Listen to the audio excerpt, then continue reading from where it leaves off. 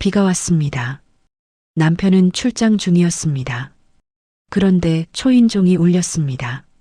문을 열었습니다. 거기 서 있는 사람은 며느리의 아버지였습니다. 그가 나를 안았을 때 나는 저항해야 한다는 걸 알았습니다. 그런데 내 손은 그의 셔츠를 움켜쥐고 있었습니다. 저는 나쁜 여자일까요? 지금부터 그 이야기를 들려드리겠습니다.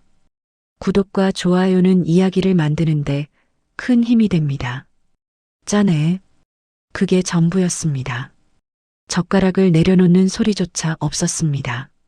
채널을 돌리듯 날씨를 말하듯 두 글자.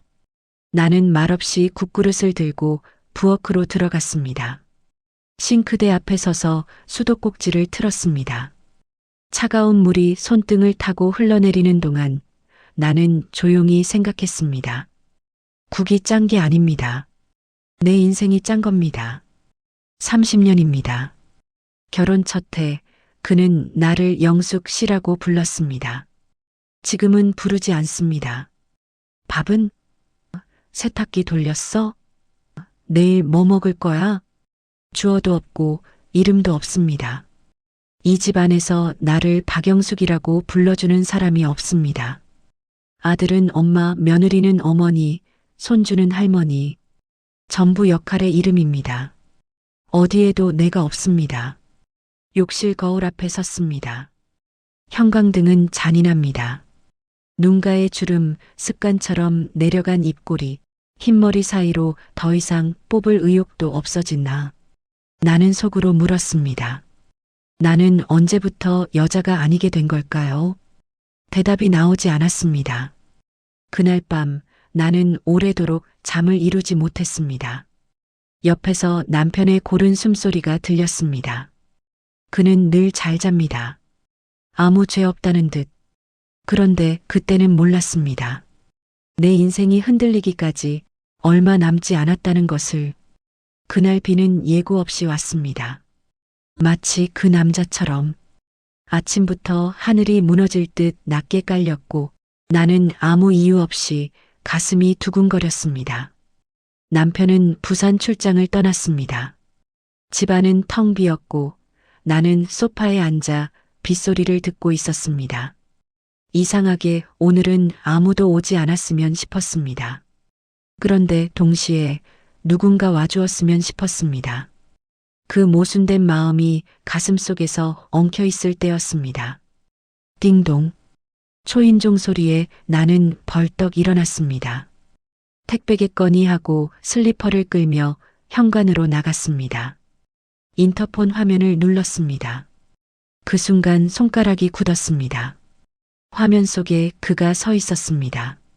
최 사장, 사돈, 며느리의 아버지, 우산도 없이 비를 그대로 맞으며 서 있었습니다. 이 남자가 여기 서 있는 것은 우연이 아니라는 것을. 근처에 일이 있어서요.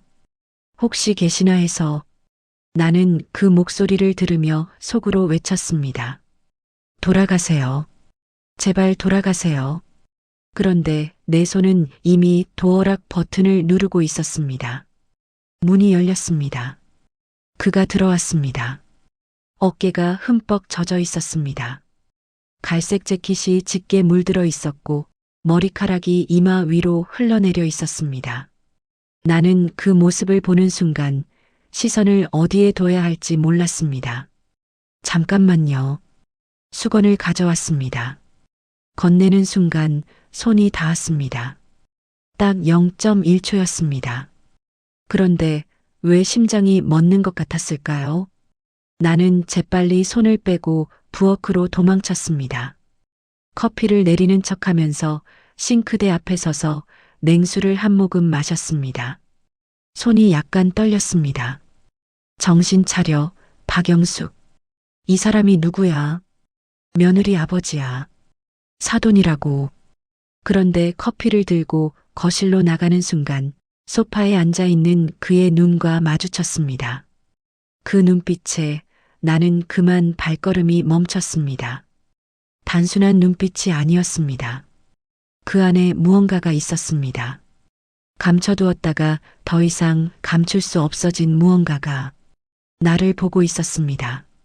나이 든 사돈댁 안주인이 아니라 한 사람의 여자로 마주 앉았습니다.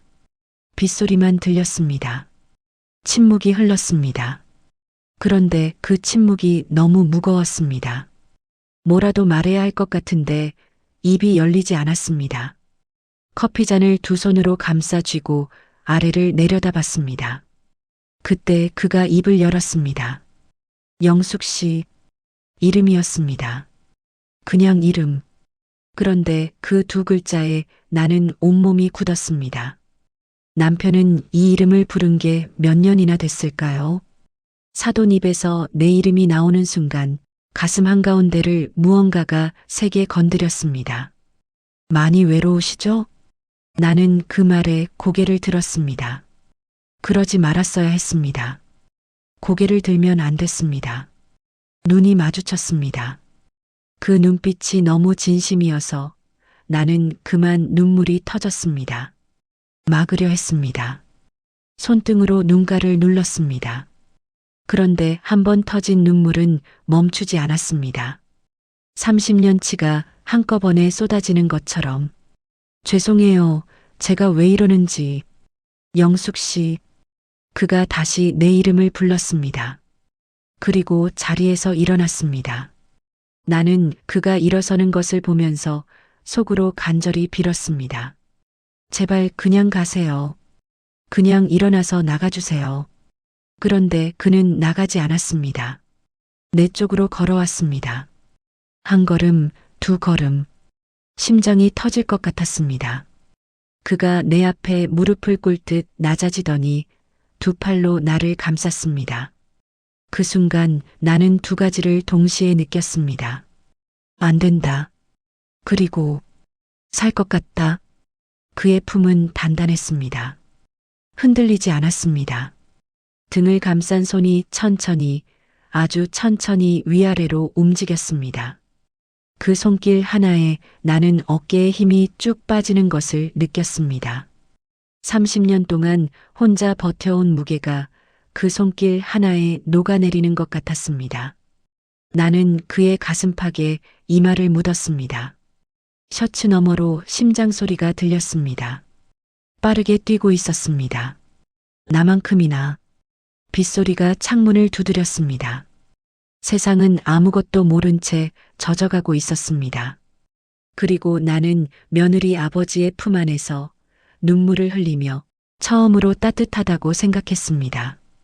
그것이 문제였습니다. 따뜻하다고 느끼면 안 됐습니다. 그런데 이미 늦었습니다. 얼마나 있었을까요?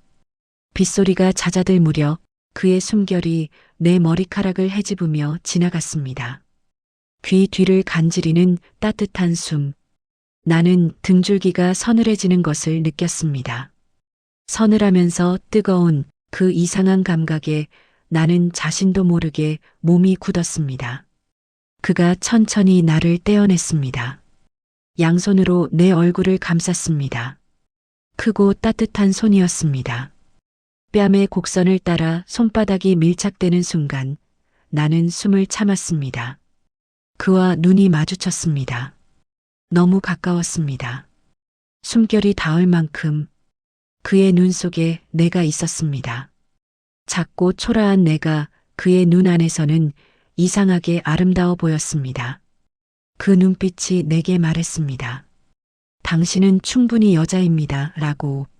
나는 그 순간 깨달았습니다. 이미 나는 돌아올 수 없는 곳에 와 있다는 것을. 이러면 안 됩니다. 내가 말했습니다. 그런데 그 말이 얼마나 공허하게 들렸는지 나 자신도 알았습니다. 떨리는 목소리로 안 된다고 말하는 여자를 믿는 사람은 없습니다. 나조차 믿지 않았습니다. 그는 대답하지 않았습니다. 다만 내 눈물 자국을 엄지손가락으로 천천히 쓸었습니다. 뺨을 타고 내려온 눈물의 흔적을 따라 아주 천천히. 그 감촉이 너무 조심스러워서 오히려 더 견디기 힘들었습니다. 사돈어른 제발. 영숙 씨. 그가 내 말을 잘랐습니다. 지금 이 순간만큼은 사돈 아닙니다. 그 말에 나는 말문이 막혔습니다. 그의 이마가 내 이마에 닿았습니다. 맞닿은 채로 그는 눈을 감았습니다. 나도 눈을 감았습니다. 이마와 이마 사이에서 체온이 섞였습니다. 그 온기가 눈꺼풀을 타고 뺨으로, 목으로 번졌습니다. 이러면 안 됩니다. 그런데 이러지 않으면 죽을 것 같습니다. 그 두 문장이 동시에 머릿속을 채웠습니다. 남편 얼굴이 스쳤습니다. 아들 얼굴이 스쳤습니다. 며느리 얼굴이 스쳤습니다. 그런데 그것들이 나를 멈추지 못했습니다. 오히려 그 죄책감이 역설적으로 심장을 더 빠르게 뛰게 만들었습니다. 이 아슬아슬한 경계 위에 서 있다는 것, 지금 이 순간만큼은 내가 완전히 살아있다는 것. 그의 손이 내 어깨를 감쌌습니다. 그리고 천천히 등 뒤로 내려왔습니다. 나는 숨을 참았습니다. 그의 손바닥이 등을 타고 움직일 때마다 얇은 옷감 너머로 열기가 스며들었습니다. 손이 지나간 자리마다 피부가 깨어나는 것 같았습니다. 오랫동안 감각을 잃고 있던 곳들이 하나씩 되살아나는 것처럼 안 된다고 말하면서 그가 낮게 속삭였습니다. 손은 왜 놓지 않습니까? 나는 그제야 알았습니다. 내 손이 그의 셔츠를 쥐고 있다는 것을. 언제부터인지도 모르게 손가락이 그의 셔츠 앞섭을 움켜잡고 있었습니다. 밀어내는 것도 아니고 끌어당기는 것도 아닌 채로, 그저 놓지 못한 채로 나는 손을 펴려 했습니다. 펴지지 않았습니다. 그의 입술이 내 이마에 닿았습니다. 가볍게 꽃잎 하나가 내려앉는 것처럼. 그런데 그 가벼움이 온몸을 뒤흔들었습니다. 나는 눈을 감은 채 입술을 깨물었습니다. 소리를 내면 안 됐습니다. 무너지면 안 됐습니다. 그런데 그가 관자놀이로 입술을 옮겼을 때, 그리고 거기서 멈추더니 귀 아래 목덜미로 내려왔을 때, 나는 그만 눈물이 다시 흘렀습니다. 수치심인지 감격인지 구분이 되지 않았습니다. 그의 숨결이 목을 스칠 때마다 어깨가 미세하게 떨렸습니다. 그 떨림을 그가 느꼈는지 나를 더 단단히 끌어안았습니다. 도망가지 말라는 듯이 도망가야 합니다. 그런데 다리가 움직이지 않았습니다. 영숙 씨가 원하면 언제든 멈추겠습니다. 그가 속삭였습니다. 나는 대답하지 않았습니다. 대답하지 않은 것이 대답이었습니다. 빗소리가 다시 거세졌습니다. 창밖에서 자동차 경적이 한 번 울렸습니다. 세상은 아무것도 모른 채 돌아가고 있었습니다. 그 순간 나는 아내가 아니었습니다. 30년 동안 밥을 짓고 국을 끓이던 여자가 아니었습니다. 며느리 아버지를 사돈어른이라 부르며 공손히 술을 따르던 사람이 아니었습니다. 그저 목덜미에 닿는 입술의 온기를 느끼며 60년 인생에 처음으로 완전히 현재에 있는 한 여자였습니다. 나는 그날 나 자신을 배신했습니다. 그리고 솔직히 말하면 그 순간만큼은 후회하지 않았습니다. 그날 밤 전화가 울린 건 밤 11시였습니다. 나는 아직 거실에 있었습니다. 불도 켜지 않은 채로. 그가 돌아간 뒤 2시간이 넘도록 나는 소파에 앉아 꼼짝도 하지 않았습니다. 몸을 씻어야 한다는 것을 알았습니다. 그런데 몸이 움직이지 않았습니다. 마치 오늘 있었던 일을 씻어내면 그 온기까지 지워지는 것 같아서 나 지금 무슨 생각을 하는 거야? 스스로를 꾸짖었습니다. 그때 진동이 울렸습니다. 모르는 번호였습니다. 이진수 씨 보호자 되십니까? 그 한 문장에 혈액이 거꾸로 도는 것 같았습니다. 네, 제가 아내인데요. 무슨 일이? 고가도로에서 추돌사고가 있었습니다. 지금 응급실에 계십니다. 전화를 끊었습니다. 핸드백을 집었습니다. 문을 열고 나가다가 멈췄습니다. 현관 바닥에 수건이 떨어져 있었습니다. 그가 쓰다 두고 간 수건. 아직 물기가 남아 있었습니다. 나는 그것을 보는 순간 다리에 힘이 풀렸습니다. 이건 버립니다. 그 생각이 번개처럼 스쳤습니다. 나는 수건을 집어 세탁기에 던져넣고 집을 나섰습니다. 병원 복도를 달렸습니다. 응급실 안내 데스크에서 남편 이름을 댔습니다. 간호사가 어딘가로 안내했습니다. 그 짧은 이동이 얼마나 길게 느껴졌는지 나는 달리면서 속으로 계속 같은 말을 반복했습니다. 제발, 제발, 제발. 무엇을 비는 건지도 몰랐습니다. 남편이 살기를 비는 건지, 아니면 오늘 있었던 일이 없던 것이 되기를 비는 건지. 의사가 나왔습니다. 생명에는 지장이 없습니다. 그런데 뇌진탕이 있었고요. 나는 숨을 내쉬었습니다. 사고 직전 몇 시간의 기억이 비어 있을 수 있습니다. 그 말을 듣는 순간 나는 벽에 기댔습니다. 다리에 힘이 없었습니다. 몇 시간, 사고 직전 몇 시간, 나는 천천히 계산했습니다. 의사가 말한 사고 시각, 고가도로의 위치, 부산 출장을 갔다가 돌아오는 방향. 남편은 부산에 가지 않았습니다. 중간에 돌아오다 사고가 난 겁니다. 손이 떨렸습니다. 남편이 집으로 오는 중이었습니다. 내가 거실불도 켜지 않고 그와 함께 있던 그 시간에 남편은 집으로 오고 있었습니다. 나는 병원 복도 의자에 주저앉았습니다. 주변에 사람들이 오갔습니다. 누군가 울고 있었고 누군가 뛰어가고 있었습니다.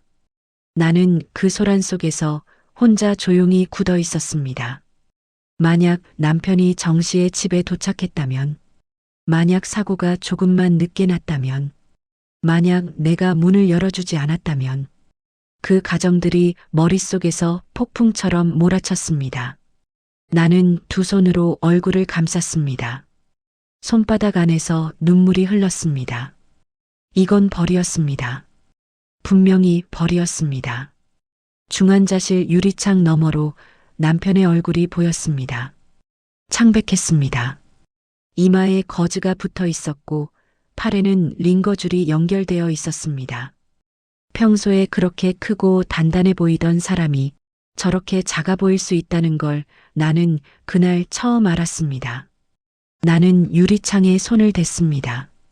차가웠습니다. 당신이 소홀히 한 건 맞아요. 속으로 말했습니다. 그런데 나도 잘못했어요. 나도 잘못했어요. 그 말이 유리창 너머로는 전해지지 않았습니다. 남편은 눈을 감은 채 숨만 쉬고 있었습니다. 나는 오랫동안 거기 서 있었습니다. 남편은 열흘 만에 집으로 돌아왔습니다. 퇴원하는 날 나는 아침 일찍 병원에 갔습니다. 휠체어를 타고 나오는 남편을 보는 순간 가슴이 내려앉았습니다. 언제부터 저렇게 작아졌을까요? 언제부터 저 어깨가 저렇게 좁아 보이게 됐을까요? 나는 휠체어 손잡이를 잡으면서 눈을 피했습니다. 그의 눈을 똑바로 볼 수가 없었습니다. 집에 돌아온 남편은 달라져 있었습니다. 말수가 줄었습니다. 밥을 먹다가 갑자기 멍해지는 일이 잦아졌습니다. 가끔 어떤 단어가 생각나지 않는다고 했습니다. 그럴 때마다 멋쩍게 웃는 얼굴이 이상하게 낯설고 또 낯익었습니다. 그리고 그의 기억 속에는 구멍이 있었습니다. 그날 오후의 기억. 그 구멍 안에 내 것들이 숨어 있었습니다. 사흘째 되던 날 저녁이었습니다. 남편이 밥을 먹다가 수저를 내려놓더니 나를 바라봤습니다. 오래 바라봤습니다. 나는 그 시선이 불편해서 국그릇을 내려다봤습니다. 영수가. 숟가락이 그릇에 부딪혔습니다. 영수가. 30년 동안 사라졌던 그 호칭이 식탁 위에 놓였습니다. 나는 고개를 들지 못했습니다. 나 당신한테 너무 소홀했지? 무슨 소리야 갑자기. 아니, 병원에 누워 있으면서 생각해 보니까 밥이 짜도 그냥 짜다고만 하고 당신 힘드냐고 한 번을 제대로 물어봤나? 미안해. 나는 국그릇을 바라본 채 아무 말도 하지 못했습니다. 미안하다는 말을 지금 듣고 있었습니다. 하필이면 지금 그날 밤이었습니다. 나는 자는 척하고 있었습니다. 눈을 감고 숨을 고르게 쉬면서 남편이 눈치채지 못하도록. 그런데 남편이 움직였습니다. 천천히 몸을 돌리더니 내 쪽으로 가까워졌습니다. 나는 굳었습니다. 온몸의 근육이 일제히 긴장했습니다. 그의 손이 내 어깨 위에 얹혔습니다. 조심스러웠습니다. 마치 내가 자고 있는지 확인하는 것처럼. 나는 숨을 참았습니다. 자는 척을 계속해야 할지, 몸을 돌려야 할지. 0.1초가 1분처럼 느껴졌습니다. 영수가 낮게 불렀습니다. 나는 대답하지 않았습니다. 그런데 남편의 손이 어깨에서 등으로 내려왔습니다. 천천히, 아주 천천히. 그 손길이 등을 타고 움직이는 순간 나는 눈을 질끈 감았습니다.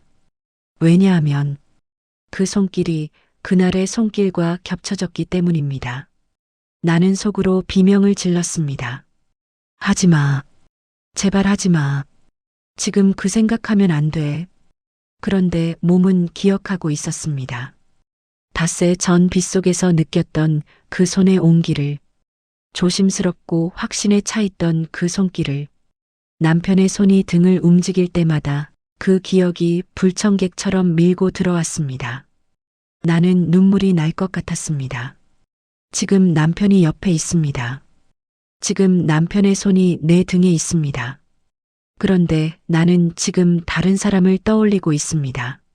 나는 정말 나쁜 여자입니다. 남편이 나를 돌려 눕혔습니다.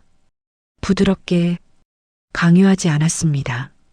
다만 내 어깨를 살며시 잡아 자신 쪽으로 당겼습니다. 나는 저항하지 않았습니다. 저항할 명분이 없었습니다. 이 사람은 내 남편입니다. 30년을 함께 산 사람입니다. 눈이 마주쳤습니다. 어두운 방 안에서 가로등 빛이 커튼 사이로 새어들어와 그의 얼굴을 희미하게 비쳤습니다. 주름이 늘어 있었습니다. 눈가에, 이마에. 사고의 흔적인지 세월의 흔적인지. 보고 싶었어? 그가 말했습니다. 병원에 열흘 있었던 사람이 집에 와서 하는 말치고는 이상하게 무거운 말이었습니다. 마치 열흘이 아니라 훨씬 오래 떨어져 있었던 것처럼. 나는 대답하지 못했습니다. 그가 내 이마에 입술을 댔습니다. 그 순간 나는 눈을 감았습니다. 그리고 떠올리지 말았어야 할 것을 떠올렸습니다. 이마에 닿는 입술.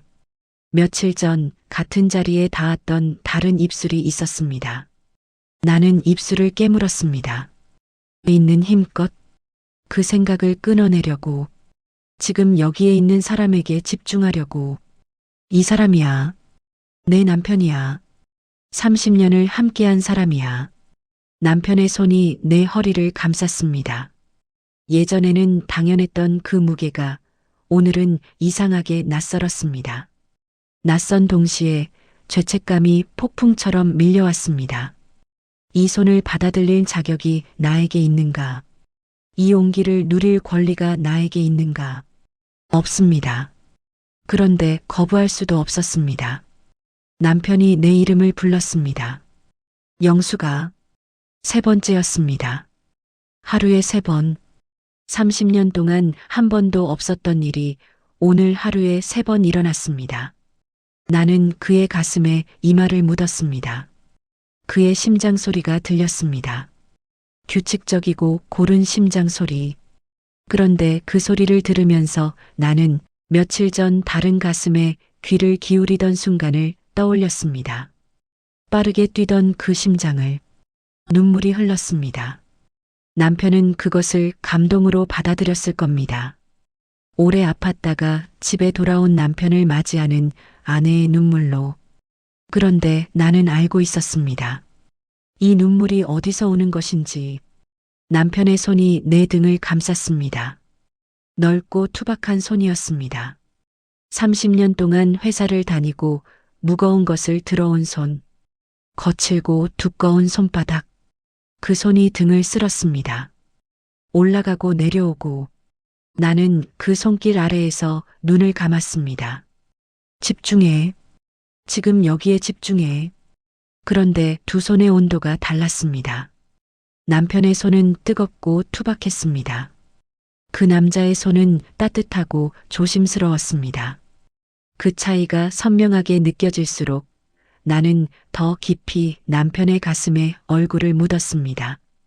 보이지 않으려고, 들키지 않으려고, 내 눈빛이 지금 어디를 향하고 있는지 남편이 알까봐.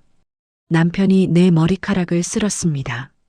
손가락으로 천천히 빗어내리듯 그 손길이 이상하게 뭉클했습니다. 이 사람도 외로웠구나. 나만 외로운 게 아니었구나. 그 생각이 드는 순간 가슴이 조여들었습니다. 그러면 나는 왜 그랬을까요? 이 사람도 외로웠는데 나는 왜 다른 곳에서 온기를 찾았을까요? 대답이 나오지 않았습니다. 남편이 내 이마에 다시 한번 입술을 댔습니다. 그리고 속삭였습니다. 고마워. 옆에 있어줘서. 나는 그 말에 눈물이 터질 것 같아서 입술을 깨물었습니다. 고맙다고 했습니다. 옆에 있어줘서 고맙다고. 그런데 나는 그 옆자리를 지킬 자격이 있는 사람인가요? 남편이 잠든 것은 한참 뒤였습니다. 나는 그의 팔 안에 있었습니다. 꼼짝하지 않았습니다. 남편의 숨소리가 고르게 바뀌고 손에서 힘이 빠질 때까지 그가 완전히 잠든 것을 확인하고 나서야 나는 천천히 빠져나왔습니다. 욕실로 갔습니다. 문을 잠갔습니다. 거울 앞에 섰습니다. 형광등 아래 서 있는 여자가 있었습니다. 눈이 부어 있었습니다. 눈물 자국이 남아 있었습니다. 머리카락이 헝클어져 있었습니다. 나는 그 여자를 오래 바라봤습니다. 넌 지금 뭘 하고 있는 거야? 대답이 없었습니다. 남편 품 안에서 다른 남자를 생각했잖아. 대답이 없었습니다. 아직도 그 사람이 그립잖아. 대답 대신 눈물이 흘렀습니다. 소리 없이 거울 속 여자의 눈에서 눈물이 흘러내렸습니다. 나는 그것을 닦지 않았습니다. 그냥 두었습니다.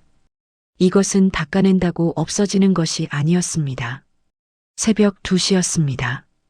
욕실 바닥이 차가웠습니다. 나는 변기 뚜껑을 내리고 거기 앉았습니다. 무릎을 끌어안았습니다. 그리고 아무도 모르게 이 집안에서 가장 작은 공간에서 나는 혼자 울었습니다. 남편 때문이 아니었습니다. 그 남자 때문도 아니었습니다. 나 때문이었습니다. 이 나이에, 이 상황에, 이렇게 흔들리는 나 자신 때문에 한참 뒤 욕실에서 나왔습니다. 침대로 돌아가니 남편이 자다가 팔을 뻗었습니다. 무의식 중에 나를 찾는 것처럼 나는 그 팔 안으로 들어갔습니다. 눈을 감았습니다. 남편의 체온이 느껴졌습니다. 뜨겁고 투박한 체온. 나는 그 온기에 기대면서 속으로 말했습니다. 미안해요. 당신 품 안에서 다른 온기를 그리워해서. 그런데 솔직히 말하면 아직도 모르겠어요. 내가 그리워하는 게 그 사람인지 아니면 그 사람이 나를 대했던 방식인지. 당신이 나를 그렇게 대해줬다면 나는 그날 문을 열었을까요? 눈물이 베개를 적셨습니다. 남편은 아무것도 모른 채 깊이 잠들어 있었습니다. 2달이 지났습니다. 나는 괜찮아지고 있다고 생각했습니다. 아침에 일어나 밥을 짓고 남편 약을 챙기고 빨래를 돌리고 그 반복 속에서 그날의 기억이 조금씩 흐려지고 있다고.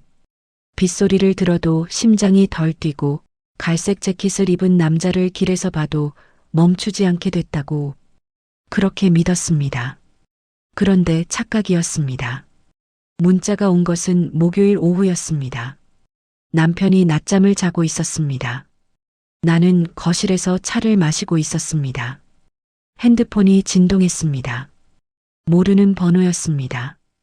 그런데 첫 문장을 보는 순간 손이 굳었습니다. 잠깐 뵐 수 있을까요? 드릴 말씀이 있습니다. 나는 그 문자를 오래 들여다봤습니다. 지웠어야 했습니다.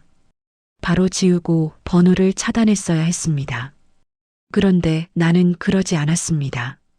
핸드폰을 소파 쿠션 아래에 밀어넣고 차를 한 모금 마셨습니다. 손이 약간 떨렸습니다. 남편 방에서 코 고는 소리가 들렸습니다. 나는 쿠션 아래 핸드폰을 꺼냈습니다. 그리고 답장을 쳤습니다. 언제요? 카페에서 만났습니다. 그는 먼저 와 있었습니다. 창가 자리. 나를 보자마자 일어섰습니다. 그 작은 행동 하나에 나는 가슴이 내려앉는 것을 느꼈습니다. 남편은 내가 들어와도 핸드폰에서 눈을 떼지 않습니다. 이 남자는 내가 보이는 순간 하던 것을 멈추고 일어섭니다. 그게 뭐가 대단하냐고요? 그런데 그게 대단했습니다. 마주 앉았습니다. 그는 말을 시작하기 전에 나를 봤습니다. 오래, 천천히. 시선을 거두지 않았습니다. 나는 커피잔을 두 손으로 감쌌습니다. 그 시선을 어떻게 받아내야 할지 몰라서 그날을 잊지 못했습니다. 돌아가면서 말하지 않았습니다. 서론도 없었습니다. 나는 시선을 떨어뜨렸습니다. 그건 실수였습니다. 저는 아닙니다.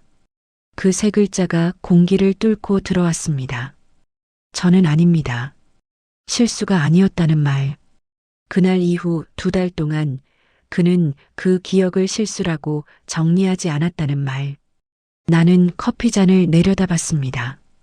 커피 표면에 내 얼굴이 흔들리며 비쳤습니다. 사돈어른, 저는 그 호칭은 이제 그만하십시오. 나는 입을 다물었습니다. 그가 테이블 위에 손을 올렸습니다. 내 손 가까이. 닿을 듯 말 듯한 거리에 나는 손을 치워야 했습니다. 그런데 움직이지 않았습니다. 영숙 씨가 외면하면 저도 끝낼 수 있습니다. 그가 말했습니다. 그런데 영숙 씨, 당신은 그날 이후 한 번이라도 행복했습니까? 나는 대답하지 못했습니다. 남편분이 많이 달라지셨다고 들었습니다. 잘 챙겨드리고 계시죠? 그게 무슨... 영숙 씨는 지금도 챙기는 사람입니까? 아니면 챙김받는 사람입니까? 그 질문에 나는 말문이 막혔습니다. 챙기는 사람. 나는 태어나서 지금까지 단 한 번도 챙김받는 사람이었던 적이 없었습니다. 부모님 댁에서는 맏딸이었고 시집 와서는 며느리였고 아이를 낳고는 엄마였습니다. 누군가를 위해 움직이는 것이 내 존재 이유였습니다. 그것이 너무 익숙해서 이상한 줄도 몰랐습니다. 그런데 이 남자는 묻고 있었습니다. 당신은 챙김 받아본 적 있냐고. 눈물이 나올 것 같았습니다. 나는 필사적으로 참았습니다. 이 카페에서, 이 남자 앞에서 또 울면 안 됐습니다. 한 번 운 것도 모자라 또 울면 이 남자가 오해합니다. 아니, 오해가 아닌 것을 확인받게 됩니다. 저는 목소리가 갈라졌습니다. 저는 지금 남편이 아픈 사람입니다. 당신은 우리 며느리 아버지고요. 알고 있습니다. 그러면 그래도 잊히지 않습니다. 그 말이 가슴 한가운데 박혔습니다. 그는 계속 말했습니다. 영숙 씨가 그날 우셨을 때 저는 처음으로 누군가를 지키고 싶다고 생각했습니다. 아내를 잃고 10년 동안 그런 마음이 없었습니다. 그런데 영숙 씨 앞에서는 그만하세요. 영숙 씨, 그만하시라고요. 내 목소리가 떨렸습니다. 그가 말을 멈췄습니다. 침묵이 흘렀습니다. 카페 안에서는 다른 손님들이 웃고 떠들었습니다. 그 소란이 이상하게 멀게 들렸습니다. 마치 우리 두 사람만 다른 시간 속에 있는 것처럼 그의 손이 테이블 위에서 조금 더 가까워졌습니다. 나는 내 손을 내려다봤습니다. 치워야 합니다. 지금 당장 손을 치우고 일어나야 합니다. 그런데 그의 손끝이 내 손등에 닿았습니다. 아주 가볍게 손가락 끝 하나만. 그런데 그 작은 접촉에 나는 전류가 흐르는 것처럼 온몸이 굳었습니다. 2달 동안 지워온 감각이 단 0.1초 만에 되살아났습니다. 나는 손을 치우지 않았습니다. 3초였습니다. 영원처럼 긴 3초. 그리고 나는 손을 뺐습니다. 천천히. 그러나 분명하게. 그날은 제가 너무 추웠던 겁니다. 그가 굳었습니다. 외롭고 지쳐 있었고 마침 당신이 거기 있었던 거예요. 그게 다입니다. 거짓말이었습니다. 절반은 거짓말이었습니다. 그런데 나는 끝까지 말했습니다. 다시는 연락하지 마세요. 그가 오래 나를 바라봤습니다. 부정하지 않았습니다. 화내지 않았습니다. 그저 나를 봤습니다. 그 눈빛이 너무 진해서 나는 시선을 피했습니다. 그가 천천히 일어섰습니다. 계산서를 집어들었습니다. 그리고 가려다 멈춰서 말했습니다. 영숙 씨, 나는 고개를 들지 않았습니다. 당신은 충분히 아름다운 사람입니다. 그리고 행복할 자격이 있는 사람입니다. 발소리가 멀어졌습니다. 나는 그가 완전히 나가고 나서야 고개를 들었습니다. 창밖으로 그의 뒷모습이 골목 모퉁이를 돌아 사라지는 것이 보였습니다. 나는 그 자리에 앉아서 식어가는 커피를 내려다봤습니다. 행복할 자격. 그 단어가 오래도록 머릿속에 맴돌았습니다. 나는 지금 행복한가요? 여전히 대답이 나오지 않았습니다. 그날 이후 그는 오지 않았습니다. 연락도 없었습니다. 명절에 아들 집에서 마주쳤을 때 그는 나에게 정중하게 인사했습니다. 사돈댁 안주인에게 하는 것처럼 나도 그에게 웃으며 답했습니다. 며느리 아버지에게 하는 것처럼 아무도 몰랐습니다. 우리 둘 사이에 그런 계절이 있었다는 것을. 겨울이 왔습니다. 남편은 많이 회복됐습니다. 말수도 돌아왔고 가끔은 먼저 말을 걸기도 했습니다. 어느 날은 시장을 같이 가자고도 했습니다. 30년 만에 처음이었습니다. 나는 그의 옆에서 걸으며 생각했습니다. 왜 진작 이러지 않았을까요? 아니, 나는 왜 진작 말하지 않았을까요? 대답은 양쪽에 다 있었습니다. 어느 밤이었습니다. 남편이 자다가 내 손을 잡았습니다. 잠결에 꼭 쥐었습니다. 놓지 않았습니다. 나는 그 손을 내려다봤습니다.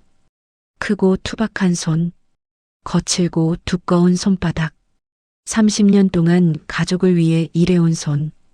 이 손이 나를 여자로 본 적이 있었나요? 그 질문이 스쳤습니다. 그런데 바로 다음 질문이 따라왔습니다.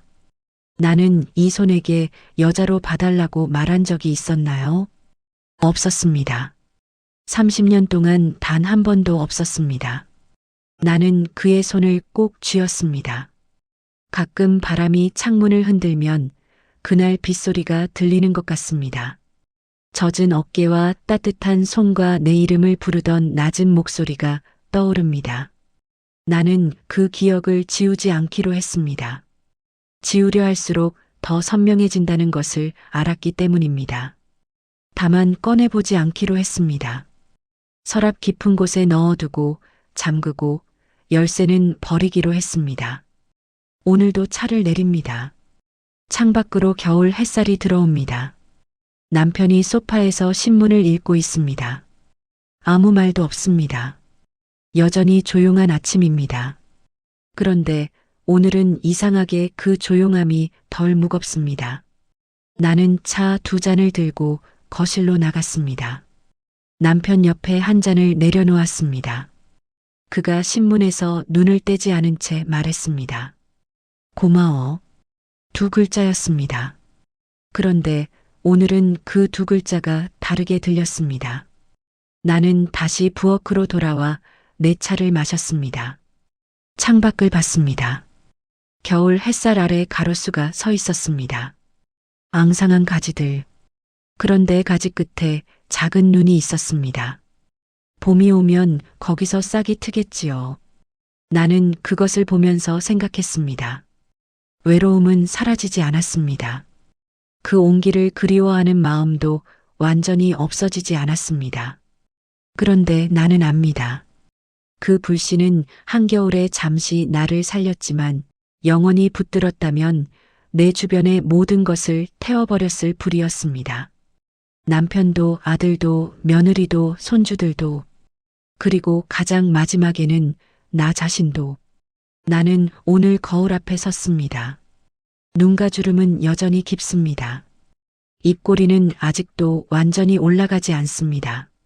그런데 오늘은 그 얼굴이 조금 덜 낯설었습니다. 나는 거울 속 여자에게 말했습니다. 박영숙, 수고했어. 그리고 잘 버텼어. 눈물이 날 것 같았습니다. 그런데 흘리지 않았습니다. 오늘은 흘리지 않아도 될 것 같았습니다.